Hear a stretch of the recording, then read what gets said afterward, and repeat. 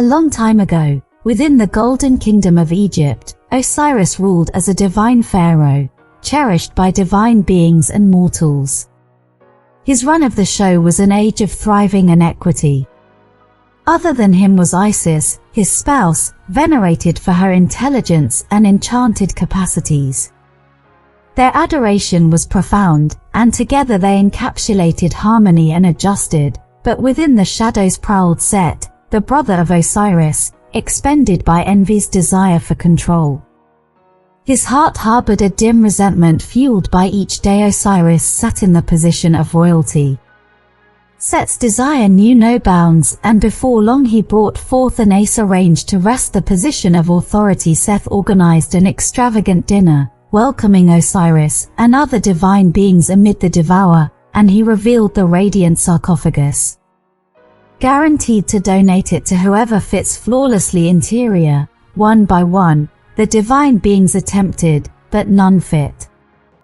When Osiris's turn came, he lay within the coffin, finding it to be his ideal fit at that minute, and his assistants closed the coffin and tossed it into the Nile. Isis, crushed by the misfortune of her spouse, embraced an energetic look to discover him. She scoured Egypt, picking up each piece of Osiris's body scattered by Set with her spells and spells. Isis reconstructed Osiris's body, incidentally resuscitating him. In their brief but adoring union, they conceived a child, Horus, born of enchantment and languishment. Horus was more than fair beneficiary. He was the justice fighter who would re-establish a just and bring equity to Set's injustice in a covered-up corner of the Nile Delta. Horus, the child of Isis, developed up absent from the world's prying eyes. This environment, full of reed beds and quiet water, served as an asylum, securing the youthful god from the steady rise of the Set. Here, encompassed by nature, Horus learned to walk and converse, and more significantly, caught on his predetermination, knowing the difficult street his child would ought to travel. Isis committed herself to educating him on how to outlive the antiquated conventions of wisdom and information. As a goddess invested in mysterious capacities, she shared with Horus the secrets of divine control and old ceremonies. For her portion, Atha brought lessons of benevolence and understanding crucial for future rulers. Set's endeavors to find Horus never ceased. He sent animals and spies to look for him within the swamps, but they continuously fizzled with the tricky of Isis and Atha. Their assurance was like an imperceptible shield around his domestic. As time passed, Horus got to be more fascinated by the stories of Osiris, his father. He tuned in mindfully to stories of his honesty and goodness and how Seth had hoodwinked and killed him.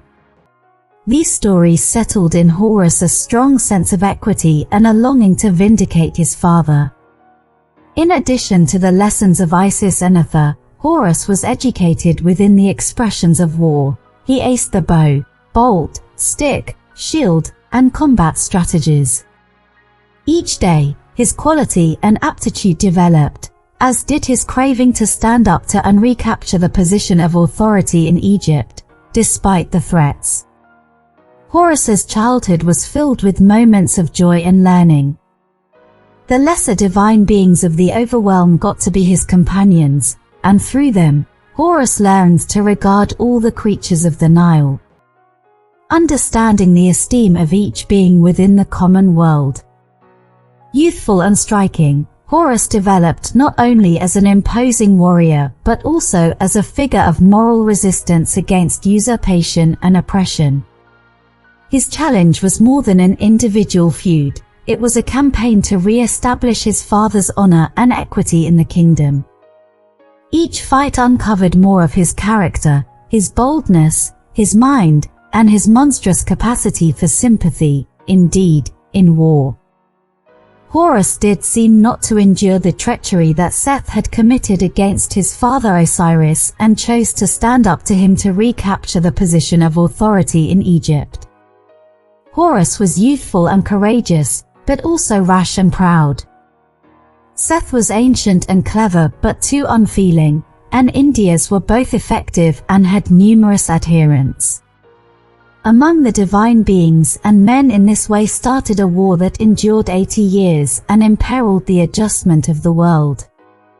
The primary fight was in paradise, where Horus and Seth were changed into hawks and propelled against each other.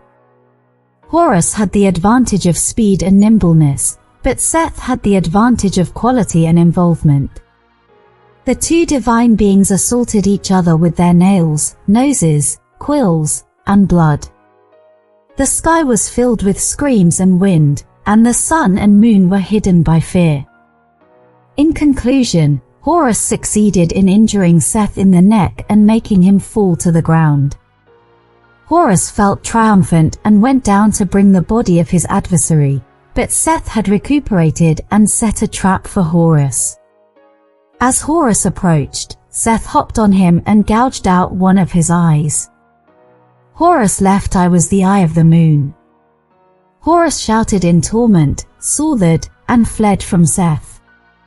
Seth kept the vision of Horus and broke it into 64 pieces, which he scattered all through Egypt.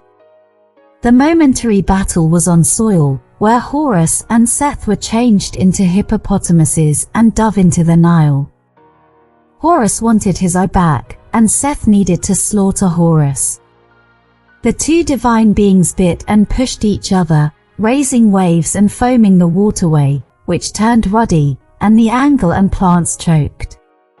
The men who lived close to the stream were frightened and inquired. The other divine beings interceded and isolated Horus and Seth. They asked them to desist their battling and look for a tranquil arrangement. Horus and Seth concurred and showed up sometime recently at the tribunal of the divine beings, which was directed by Ra, the child of God. The third fight was in the water, where Horus and Seth were changed into lions and confronted each other on an island. Horus needed to demonstrate his strength, and Seth needed to utilize his advantage. The two divine beings thundered, clawed at each other, and shook the arrival and ocean. The island parted in two, and the divine beings fell into the water.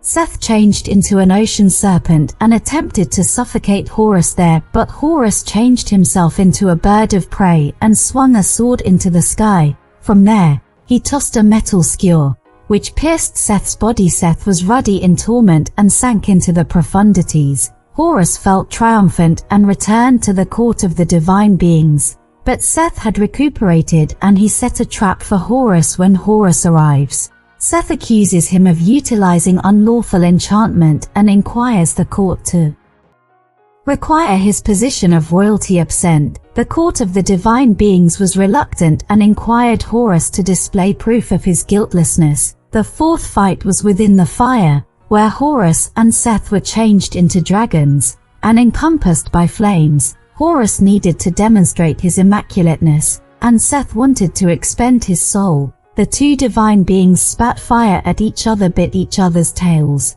and made a storm of ash and smoke. The fire spread all through Egypt and men and creatures were burned.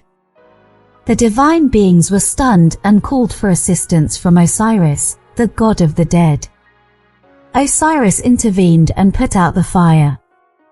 He at that point judged Horus and Seth and pronounced his decision. Osiris announced Horus as the legitimate lord of Egypt and condemned Seth to oust. Osiris also returned his cleared-out eye to Horus, which Hooligan, the god of shrewdness, had re-established. Horus thankfully advertised his eye to Osiris.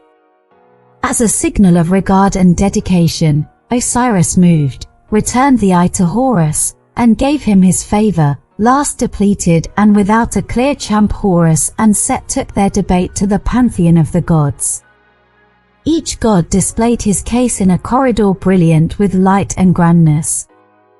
Horus talked of his true blue right and desire to retaliate for his father and re-establish order. Set, on the other hand, contended his strength and capacity to run the show. The divine beings tuned in mindfully, weighing each contention. The god of wisdom questioned both rivals, looking to discern the truth in their words, and the goddess of equity observed to ensure the trial was conducted reasonably. After long thoughts and dialogues, the divine beings at long last made their choice. After defeating Seth, Horus was delegated as the modern ruler of Egypt and was venerated as the god of paradise and authority. Horus married the wonderful goddess Athor, the goddess of cherish and magnificence, and had several children with her, among them the 4 children of Horus, the defenders of the organs of the dead. Horus was a great ruler who kept up peace and success within the nation and cared for his people's welfare. He was also an incredible warrior who guarded Egypt from remote attacks and expanded its borders. Horus was distinguished from the sun and portrayed as a hawk or falcon-headed man, wearing the double crown of Upper and Lower Egypt. The twofold crown was a combination of the white crown of Upper Egypt, symbolizing purity and shrewdness, and the ruddy crown of Lower Egypt, representing power and life. Horus bound together the 2 lands and set up a line that endured for more than 3,000 years. The pharaohs considered themselves to be the incarnation of Horus in life and Osiris in death. Hence, the pharaohs built temples and pyramids to honor Horus and Osiris and to guarantee their interminability. Horus was also related to other gods, such as Ra, the sun god, and Anubis, the god of embalmment. Horus blended with Heri, shaping the god called Horikti, which means eye. Horus of the 2 skylines. Horikti was the god who traveled the sky in a sun-based pontoon and enlightened the world with his light. Horus was also related to Anubis and shaped the divinity known as Horus Gentian. Horus, the primary of those who stood upon his mountain, was the god who managed the preparation and ensured the conservation of the bodies of the perished. Horus was one of Egypt's Christian mythology's most basic and well-known gods, and his religion spread throughout the Mediterranean and the Near East. Horus was worshipped in many sanctuaries and sanctums, and various celebrations and ceremonies were dedicated to him. Horus secured Pharaoh's children for travelers, the sick, and the abused. Horus was the god who crushed fiendish and re-established order, demonstrated his strength and devotion, and cherished his father and spouse.